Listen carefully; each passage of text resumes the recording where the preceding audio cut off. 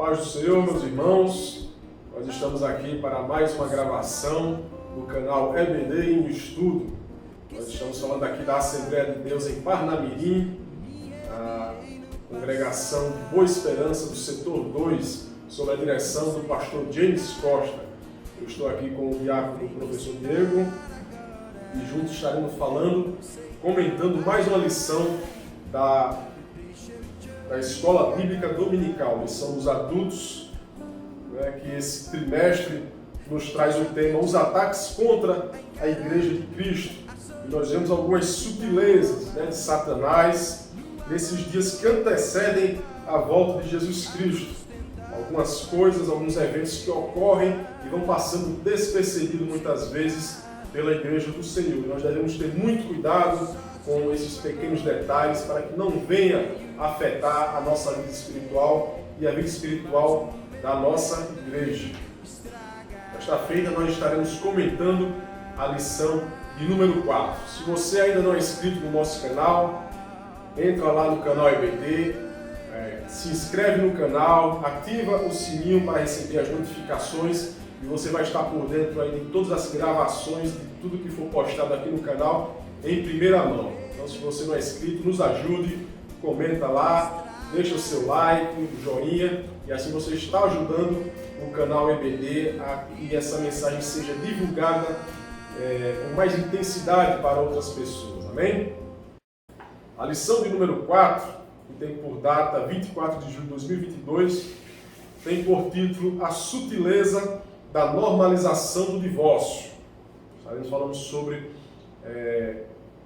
este evento que está acontecendo com muita frequência nos casamentos na atualidade. O textual está escrito em Mateus, Evangelho de Mateus, capítulo 19, no versículo 6, que diz: Assim não são mais dois, mas uma só carne. Portanto, o que Deus ajuntou, não separe o homem.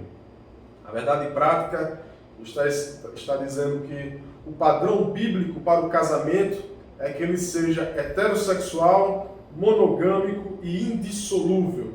Essas são as características que nós podemos encontrar na Bíblia Sagrada a respeito do casamento, E são valores, são costumes que devem ser praticados até os dias de hoje para todo aquele que segue a Bíblia Sagrada, a Palavra de Deus, aquele que tem a Bíblia Sagrada como seu manual de instrução para viver neste mundo. Porque no momento em que nós estamos cumprindo a Palavra de Deus, nós estamos fazendo a diferença nesse mundo lá fora.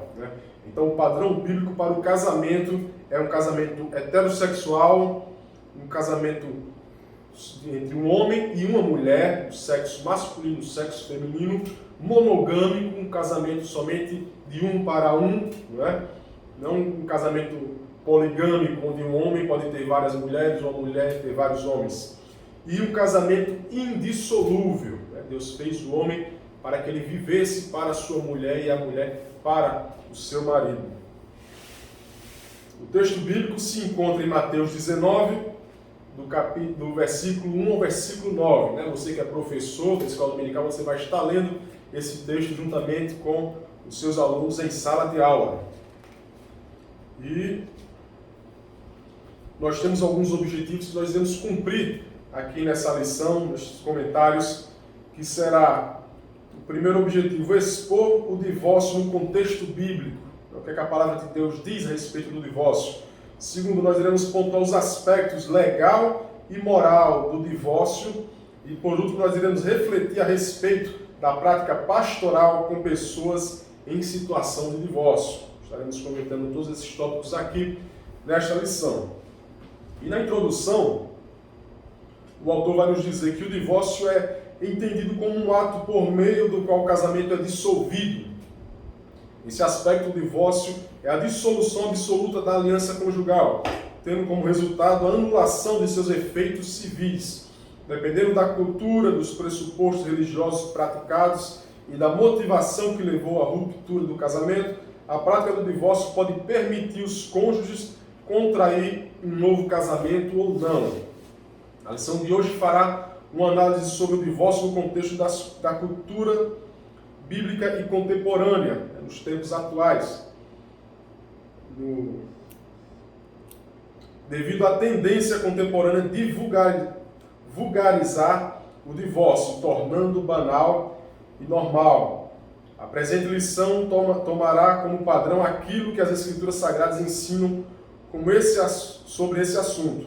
Também se orientará por aquilo que o nosso documento confessional, a declaração de fé, ensina e orienta sobre o divórcio, né? Então, nós sabemos que Deus fez o homem e a mulher para viverem juntos. Quando Deus, lá em Gênesis, no capítulo 1, cria todas as coisas, né? Ele sempre, quando ele termina uma criação, a palavra de Deus fala, e Deus viu que era bom. Né? Tudo que Deus criava, ele falava, e viu Deus que era bom. Mas nós vemos a primeira vez que Deus vai dizer que alguma coisa não era bom. E era exatamente quando viu o homem só. A palavra vai dizer que viu Deus que não era bom que o homem ficasse só, estivesse só. Então ele fez a mulher, a partir da sua costela, fez a mulher para que fosse a sua companheira, a sua ajudadora. Então, para que eles pudessem viver juntos, homem e mulher. E agora nós estaremos dando continuidade com os tópicos da lição, com o Diácono Diego. A paz do Senhor, querido espectador do canal EBD em Estudo.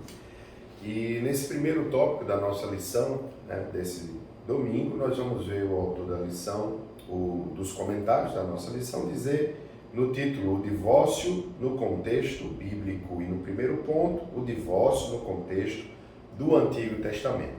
Antes de entrarmos aqui, é importante pontuar que Jesus reconheceu que o divórcio havia sido estabelecido no Antigo Testamento.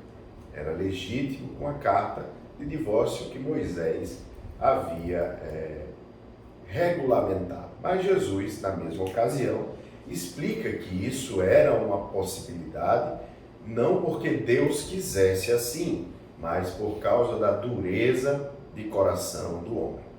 O Antigo Testamento prossegue tratando sobre essa questão e vemos onde Malaquias expressa, o servo do Senhor, que Deus odeia o divórcio, né? Não era plano dele, nunca foi, e o que o Antigo Testamento regulamentava, que era a carta de divórcio, caso alguma coisa desagradasse o marido na noite de núpcias, ou no princípio do casamento, foi na verdade uma concessão por causa da dureza de coração do homem.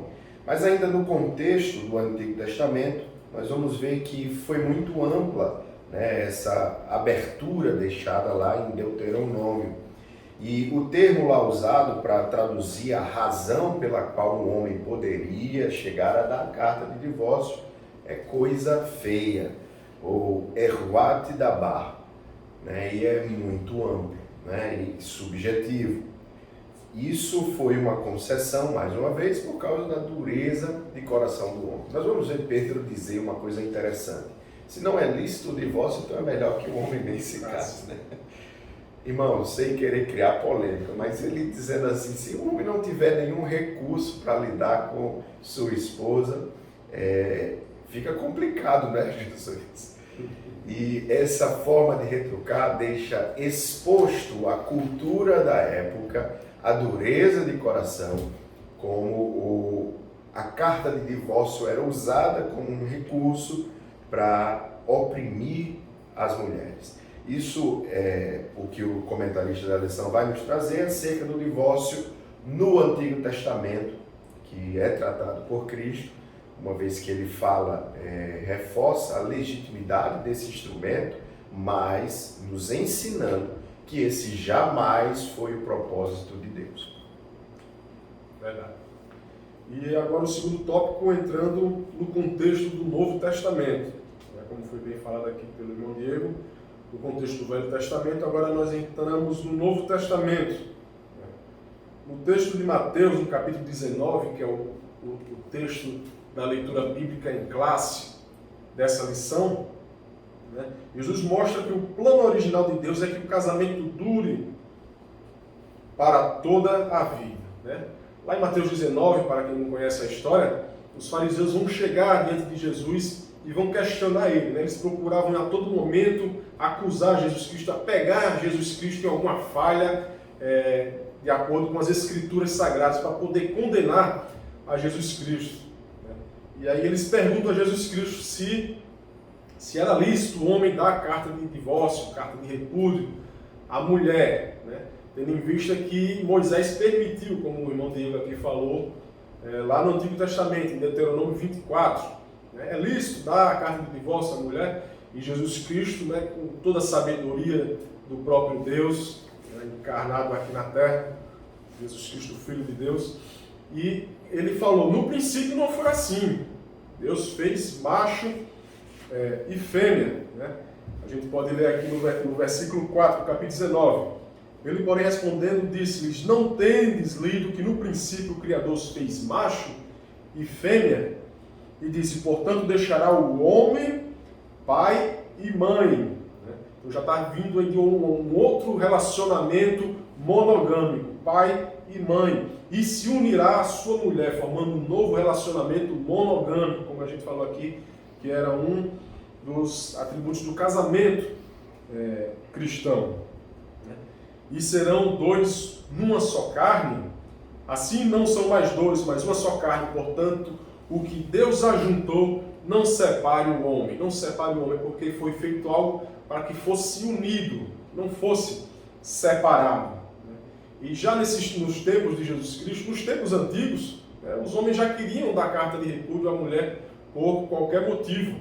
E foi preciso que criasse algo na lei para que a mulher não viesse a sofrer tanto numa separação, após um desquite, um divórcio. Então a carta de repúdio daria a ela a chance de poder casar novamente, né, de ter uma nova relação. Então isso na lei foi feito para que viesse a cuidar da mulher, mas não foi assim que Deus fez, né? O próprio Jesus Cristo falou isso em Mateus 19.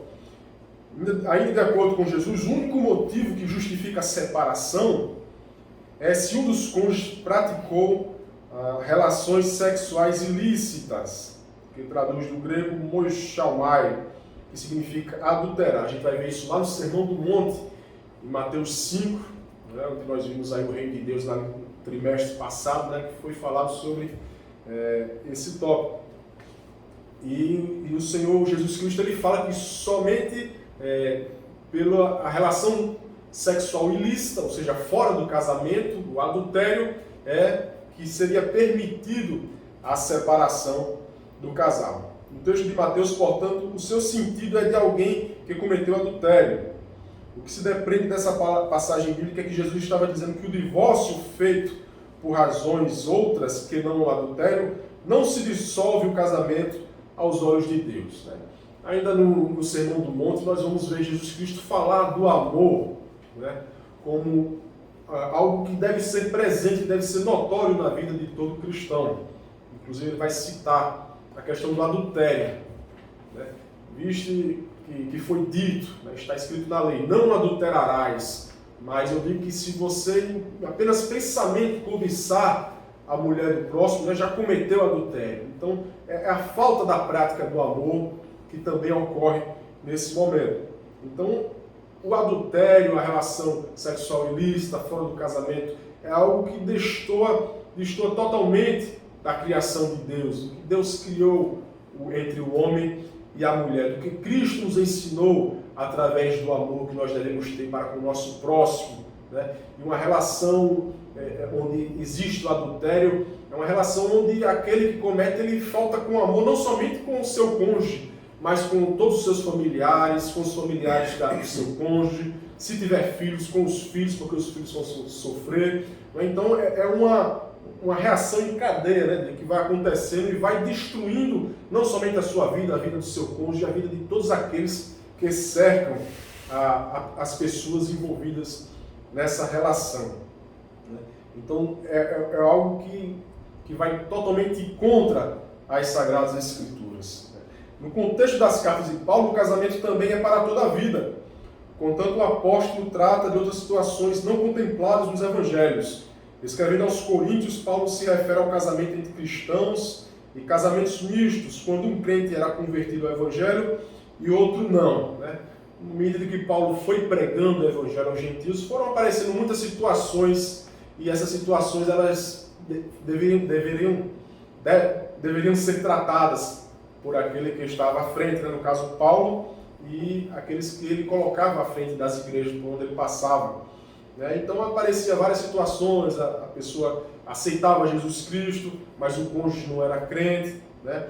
E a gente vai ver o apóstolo Paulo dando instruções a respeito de tudo isso, né?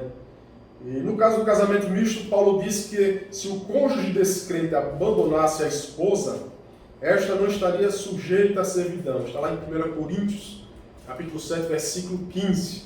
A igreja de Coríntios foi uma igreja onde Paulo falou bastante sobre a relação entre o homem e a mulher, o casamento.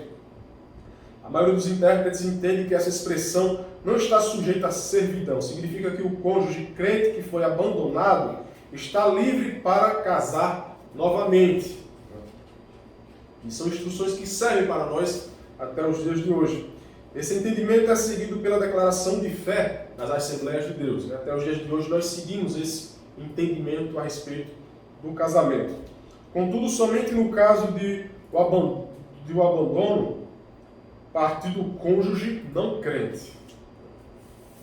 E agora vamos para o segundo tópico. Exatamente, onde temos no seu título a sutileza da normalização do divórcio. Porque essa lição, queridos, trata dessa questão, é uma questão acessória, né? A forma como a Bíblia trata, não é que seja acessória em termos amplos, é acessória para a nossa lição.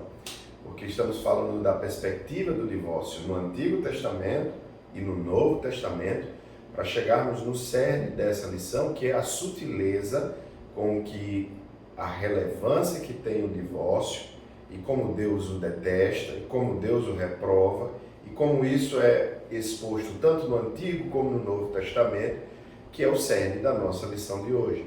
Essa sutileza que vem tentando transformar o divórcio como uma coisa sem importância ou de menor impacto. Isso é mentira de Satanás. Uma coisa que você não vai ver nas novelas, onde é retratado o divórcio, né, como duas pessoas que se separam para ser cada uma feliz, seguindo o seu caminho. Você não vai ver o impacto disso nos filhos. As novelas não vão retratar o sofrimento de crianças que saem de um lar despedaçado. As novelas não vão retratar a decepção das famílias envolvidas nisso, tanto do marido quanto da esposa. Você não vai ver retratado isso. Nem o ressentimento, a mágoa, o sofrimento que vão acompanhar essas duas pessoas, porque Satanás faz isso. Quando Satanás mentiu para Adão e Eva, ele mostrou somente o lado bom da coisa. Mas, queridos, há caminhos que ao homem parecem que são bons, mas o final desses caminhos, são a morte. É isso que a Bíblia ensina. Às vezes o que parece bom aos olhos traz consequências de sofrimento, tristeza, miséria e toda sorte de maleficência. Veja, se nós observarmos como Satanás tem pintado esse quadro, vamos ver a mesma estratégia do Éden. Olha, se você comer esse fruto, Dudu, você vai ser igual a Deus. É isso que ele não quer que aconteça. A estratégia é exatamente a mesma, né? Olha, você vai se separar da sua esposa, que vida miserável, brigando todo dia, né? Procure outra pessoa com quem você lide melhor, conviva melhor, que tenha mais a ver com você. Não é assim que ele vende essa ideia? Mas, queridos, esse não é o plano de Deus. Não há casamento que a presença de Deus, a ação do Espírito Santo não possa restaurar quando há boa vontade de marido e mulher.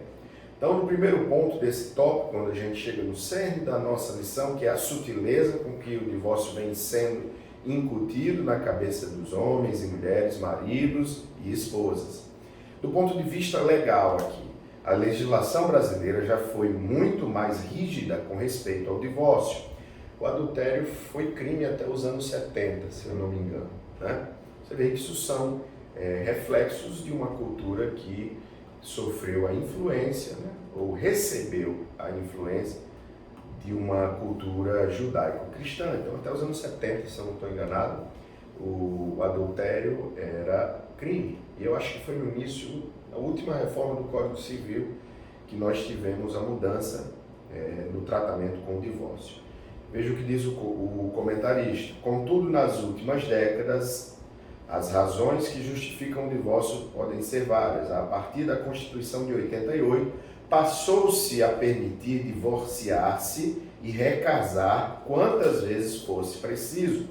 No aspecto legal da legislação brasileira, é muito fácil alguém se divorciar e casar novamente. Então, nós vamos ver que há uma tendência em facilitar o divórcio. Já foi muito mais complicado. Até a Constituição de 88 não era permitido casar-se novamente. Olha como ainda antes disso refletia-se, né, a indissolubilidade do casamento, que é o plano de Deus. E nesse primeiro ponto nós vemos isso, o aspecto legal. Então, no Brasil, legalmente, né, é permitido se divorciar, é permitido casar-se novamente. Essa é uma prerrogativa que o cidadão brasileiro tem, mas que não encontra respaldo na Bíblia, e não acho que tenha sido uma prerrogativa que o cidadão do céu tenha alcançado. A Bíblia não muda. Deus é o mesmo ontem, hoje e vai ser eternamente. Né? Verdade. Ainda um pouco do aspecto legal, né? Recentemente, poucos anos atrás, foi liberado, né, um prazo para quem se arrependesse, né, de casar. Então tem aí 30 dias após o casamento para poder desfazer o casamento. Já dando mais liberalidade, tirando tudo que está escrito na palavra de Deus, né, a respeito do casamento, deixando cada vez mais normal a questão do divórcio, né? Isso acaba afetando também a igreja do Senhor, né? Pois nós estamos no mundo, e se nós estamos num país onde isso é permitido, então acaba ficando algo normalizado, né? E querem colocar também essas condições para nós, mas nós não seguimos essas leis que vão de encontro à palavra de Deus, né? A palavra de Deus está em primeiro lugar em nossas vidas. E agora nós vamos ver o aspecto moral. Nós vimos o aspecto legal e agora o aspecto moral. O autor vai dizer, além do aspecto legal do divórcio, como cristãos necessitamos saber do seu aspecto moral.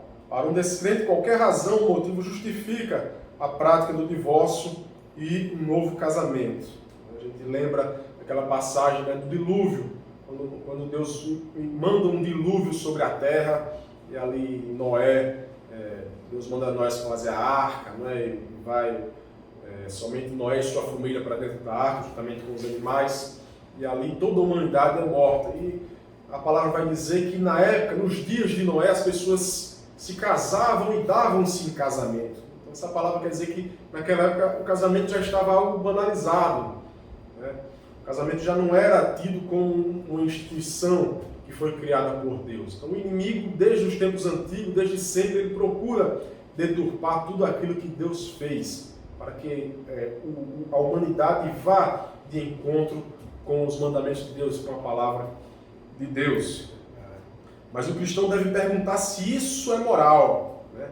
E o Espírito Santo que habita dentro de cada um de nós, que cremos no Evangelho de Jesus Cristo, que aceitamos a Jesus Cristo como Senhor e suficiente Salvador, ele nos constrange, né? Ele nos orienta, nos auxilia, e ele toca no nosso coração quando algo não está correto. Então nós devemos prestar bastante atenção o que o Espírito Santo diz a cada um de nós, né?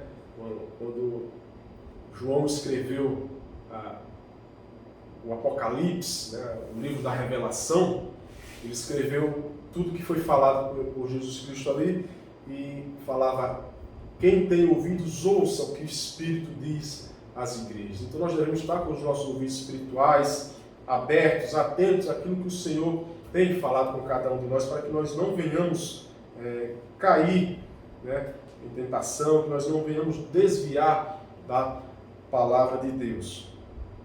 Trocar a esposa por uma mais jovem ou abandonar o marido por um mais rico e famoso são práticas normais do mundo, né? São coisas, como o Diego falou aqui, algumas piadinhas, né? Algumas frases que muitas vezes as pessoas escutam, né? Você está com essa pessoa tão pobre, né? Aí tem uma pessoa mais rica que quer ficar com você, então você tem a chance de melhorar a sua vida, mas isso não são fatores relevantes para que haja um relacionamento, um casamento saudável diante de Deus, né? O Senhor se agrada daquele que manteve a aliança, né? Manteve ali o juramento feito diante de Deus, diante de todas as testemunhas no momento do casamento. Então isso não é nada moral, você se deixar levar por influências externas que venham a afetar o seu casamento, né? Contudo, isso é moral para o cristão, o crente pode fazer isso. No caso de pastores, além do aspecto legal, deve-se levar em conta, sobretudo, o aspecto moral do divórcio, né? O que é que vai acontecer se eu me divorciar? O que é que eu vou afetar, né? Se eu tiver essa atitude, o que é que está em jogo? O que é que vai acontecer se eu fizer isso? Então, não é somente algo legal, mas é algo, como a gente já falou aqui, uma reação em cadeia que acontece na sua vida, na vida do cônjuge, de todos aqueles que estão à sua volta. E se for um pastor, um líder de igreja, acaba afetando também aqueles a que estão sob a sua liderança. Então é algo que afeta muito mais do que ele pensa. Não é somente aquele prazer carnal que ele tem, aquela sensação de agora eu estou com uma pessoa que parece mais comigo, né? Não é nada disso, é algo que vai corromper totalmente a sua vida e a vida de outras pessoas também. Então, por isso que o autor aqui vai falar, há um preço para se pagar. Aqueles que se arriscam a desobedecer a palavra de Deus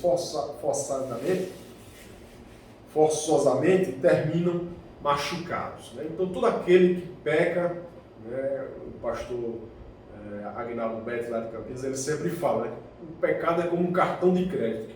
Você usa naquela hora, mas a fatura sempre vem, né? Então o pecado ele sempre tem consequências, ele sempre gera consequências. Então no momento em que o pecado é cometido, você pode ter certeza que as consequências virão. É verdade. E você falando aí, agora eu me lembrei, eu falei, muitos anos que eu tenho um cartão de crédito. E nunca deixou de chegar a fatura. Nunca. Todo mês, pensando bem, nunca esqueceram, viu? Não esquece não. E é assim que Satanás vende a promoção, né? E depois ele vem cobrar a fatura. Mas o nosso Deus é diferente. Todo aconselhamento bíblico é para, queridos, não é para restringir a capacidade de o homem viver. Não, Jesus disse que veio para que o homem tivesse vida e vida com abundância. Essa é a verdade. Satanás vende a mentira. Cristo só trabalha com a verdade. Ele não veio senão para matar, roubar e destruir. A questão da família, do divórcio, também é algo que ele quer atingir dessa forma. Está sujeito a essa mesma estratégia. E no terceiro ponto nós vamos ver isso, o divórcio e a prática pastoral.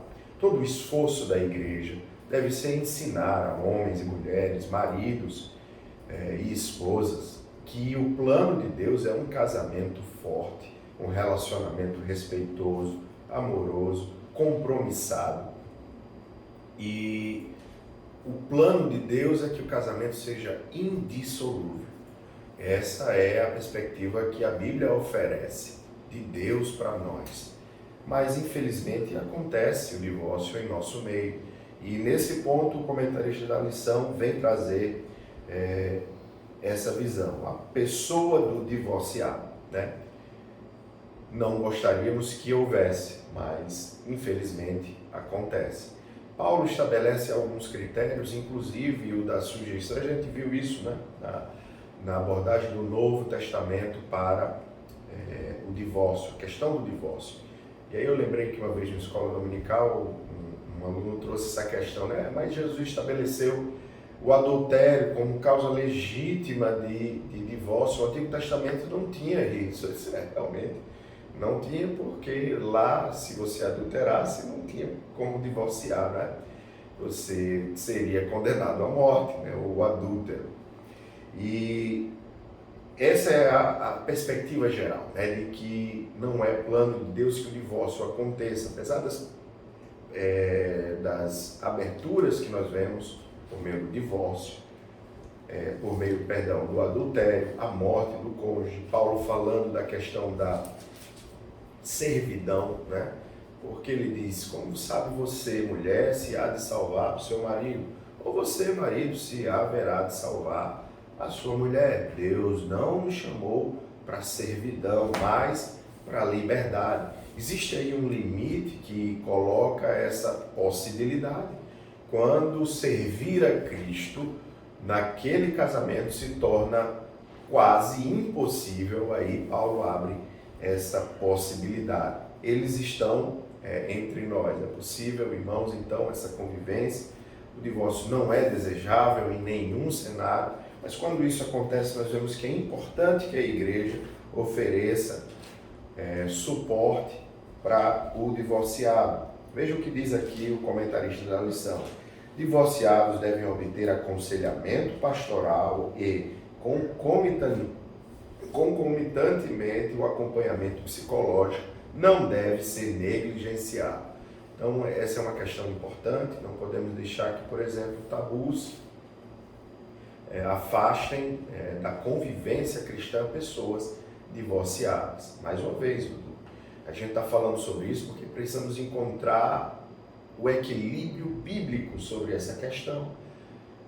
Vimos no Antigo Testamento, no Novo, sobre o qual nós caminhamos, que o divórcio não é desejável, mas ele pode acontecer. E dentro dessa realidade, a igreja precisa dar suporte a essas pessoas, né? E é o que o comentarista da lição traz aqui.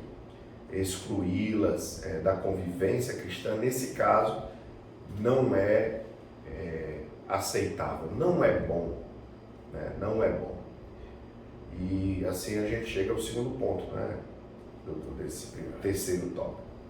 No segundo ponto, nós vamos falar sobre o divorciado como cristão. Outra coisa acerca de quem passou por um processo de divórcio diz respeito com a sua condição de membro da igreja. Como o irmão Diego bem falou aqui, todo aquele que é casado está sujeito ao divórcio. Segundo a luz das Escrituras Sagradas, não é esse o entendimento. O casamento foi feito para ser indissolúvel. Mas pode ocorrer? Pode. Nós estamos em um corpo que é corruptível, então estamos sujeitos ao pecado. A palavra diz que quem estiver em pé, que tenha cuidado que não caia. Então estamos todos sujeitos a sofrermos tentações, e todo aquele que não estiver firme na palavra do Senhor, não estiver apegado no Senhor, não estiver alimentando mais o seu espírito do que a carne, né? Então aquele está sujeito mais facilmente a cair. Uma pontuação importante, né? Porque nisso que a gente falou, a gente está tratando de assuntos delicados, muito delicados. Mas é importante que a gente esclareça que aqui nós temos um cenário de um divorciado em que ele foi a vítima inocente, por exemplo, de um adultério, que rompeu aquela aliança. Sim. Os pastores são desafiados dia a dia a tratar com essa questão. Os casos de divórcio se multiplicam e as razões que os motivaram nem sempre são bíblicas. Cada situação deve ser analisada com cuidado, né? Como o irmão Diego bem falou aqui, de forma que o divorciado não deixe de ser visto como alguém amado por Deus, né? Ocorreu a queda, ocorreu o divórcio, ocorreu, mas aquela pessoa ainda tem uma alma, tem um espírito ali dentro daquela pessoa, né? E nós devemos ter amor com aquela pessoa de toda forma, né? Contudo, que esse amor não sirva de justificativa para anular a justiça de Deus, que exige uma vida que se orienta por sua palavra. A gente ama o pecador, mas a gente prega, não é, a palavra de Deus, que vai de encontro, que confronta o pecado. A pessoa caiu, mas tem que saber o que é certo e o que é errado, e saber que o pecado traz consequências para a sua vida. Exatamente. E essa é uma lição muito importante. Queridos, trocando em miúdos, o nosso esforço deve ser o de preservar o nosso casamento. E não podemos cair nessa conversa de Satanás de que um outro relacionamento vai ser melhor, vai dar certo. Você vai levar os mesmos vícios, as mesmas virtudes, mas também esses mesmos defeitos. Deixa eu dar uma notícia que talvez às vezes a gente esqueça. Todas as pessoas têm defeitos, todas as pessoas têm virtudes também. E o que acontece é que precisa haver um esforço de cada um dos cônjuges para manter o casamento dentro de uma relação respeitosa. Eu aprendi num curso de noivos, eu nunca esqueci isso, que é preciso colocar o respeito antes do amor. Um amor sem respeito não se sustenta. E o respeito é a chave para um relacionamento duradouro e compromissado. Porque respeito, na perspectiva do Antigo Testamento, da aliança, fala do cuidado com um compromisso. Então é por isso que mesmo os antigos tinham essa visão de que o respeito vem antes do amor, vem antes do sentimento. Está envolvido, né? Exato. Satanás investiu muito nessa história de sentimento, porque ele sabe que o sentimento vem e vai. Ontem eu senti uma vontade de comer um yakisoba. Do nada, assim. Camila, minha esposa, perguntou se eu não estava grávida, né? Mas veio e foi. É por isso que Satanás investe nessa ideia de que o casamento deve se basear em sentimento. É por isso que se investe tanto nisso, nessa visão romântica ao extremo do relacionamento, queridos.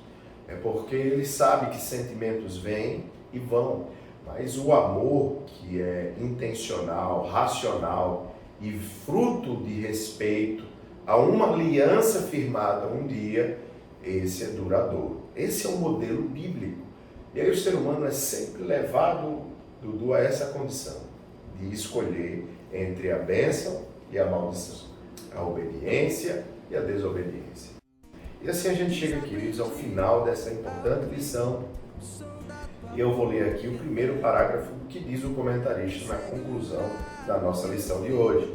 Vimos nesta lição o divórcio sob a perspectiva de diferentes culturas e em diferentes contextos. Observamos que na atualidade há uma tendência entre os cristãos de enxergarem o divórcio com normalidade.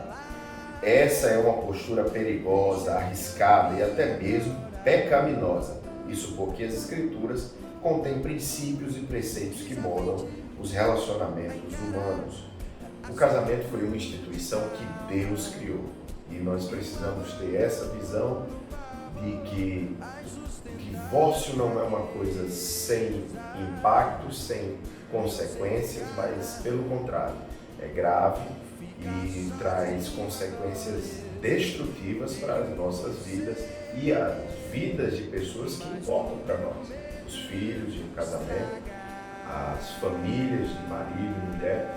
E por isso, queridos, não podemos deixar que a sutileza e a banalização do divórcio entrem nas nossas congregações, principalmente nas nossas vidas. Amém? Então, finalizando essa lição, que Deus possa abençoar cada um de vocês. Continue conosco no canal EBD em Estudo. Deus abençoe a todos.